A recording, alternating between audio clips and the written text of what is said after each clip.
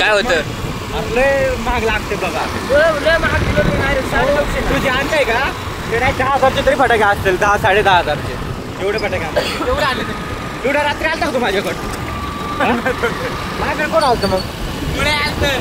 मुळे आलतं बाई. रात्री डबल शॉट पडायचं आपल्याला. डायमंड वर आला पाहिजे. कुणाचं आयटम कुणाचं पण वाळ टाकलं आणि आम्ही टेरेसवर जाऊन रॉकेट वाजवलं.